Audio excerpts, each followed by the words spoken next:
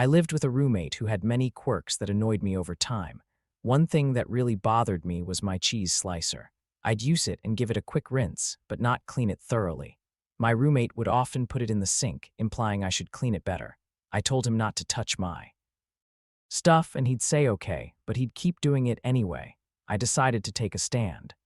Whenever he put my cheese slicer in the sink, I'd take all of his dishes out of the cupboards and put them in the sink too. I figured if my cheese slicer wasn't clean enough for him, then his dishes weren't clean enough for me. This would stop him for a couple of weeks, but then he'd start again. It became a silly game between us. He'd put my cheese slicer in the sink, and I'd retaliate by putting all his dishes in the sink. It was a strange way to live, but it was our way of communicating about cleanliness, despite the quirks. We managed to coexist, but it was definitely an interesting experience.